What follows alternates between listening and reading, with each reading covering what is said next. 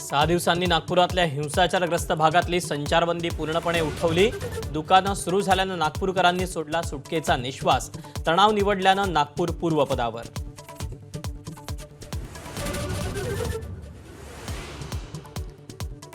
संचारबंदी उठवल्यानंतर नागपूर पोलीस आयुक्त रवींद्र सिंगल पाहणीसाठी रस्त्यावर। हिंसाचारग्रस्त भागात रूट मार्च, तर पुढील काळात सोशल मीडियावरही राहणार करडी नजर।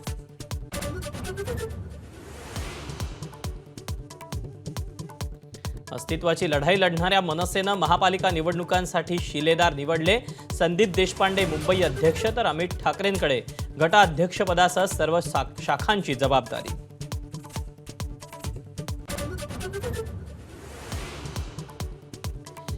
एका खोक्या भाईचं काय घेऊन बसलात विधानसभेत सगळे खोक्या भाई।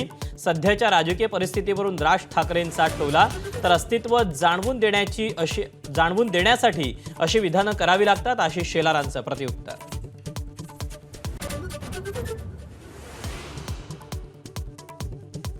नांदेडचे माजी खासदार भास्करराव पाटील खदगावकरांचा अजित पवारांच्या राष्ट्रवादीत प्रवेश। खदगावकरांमुळे राष्ट्रवादीची ताकद वाढेल, चिखलीकरांचा दावा।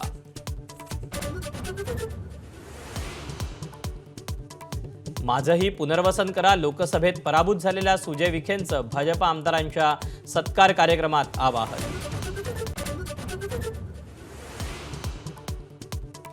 भाजपचे 125च्या वर आमदार, मात्र राष्ट्रवादीचे किती? छगन भुजबळांचा सवाल।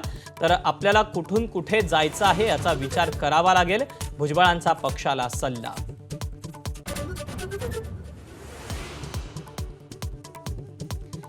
रायगडावरील छत्रपती शिवाजी महाराजांच्या समाधीच्या बाजूची वाघ्या कुत्र्याची समाधी तातडीनं हटवण्याची संभाजीराजे छत्रपतींची मागणी।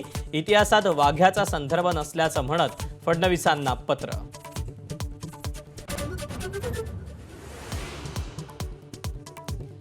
औरंगजेब कबरवादाच्या पार्श्वभूमीवर छत्रपती संभाजीनगर शहरात प्रतिबंधात्मक आदेश लागू। 5 किंवा 5 पेक्षा अधिक व्यक्तींना सार्वजनिक ठिकाणी एकत्र जमण्यास मनाई।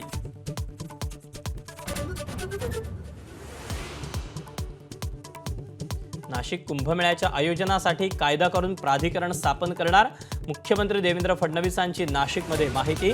पाणी स्वच्छ करण्यासाठी 100 कोटी रुपये खर्च करणार असल्याची माहिती।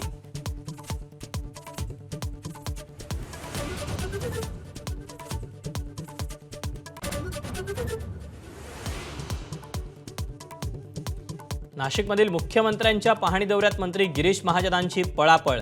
माध्यमांना प्रतिक्रिया देताना मुख्यमंत्री वाट पाहत असल्याचं कळताच आयुक्त आणि मंत्री महाजनांची फडणवीसांच्या दिशेनं धाव।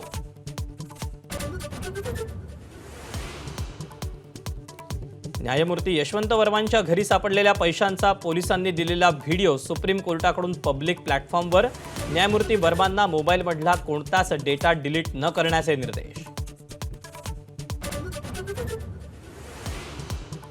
न्यायमूर्ती वर्मांनी स्वतःहून राजीनामा द्यावा किंवा संसदेनं कारवाई करावी, ज्येष्ठ विधिज्ञ उज्ज्वल निकम यांचं मत। जळालेल्या नोटांचे व्हिडिओ वेबसाईटवर टाकल्याबद्दल सुप्रीम कोर्टाचंही अभिनंदन।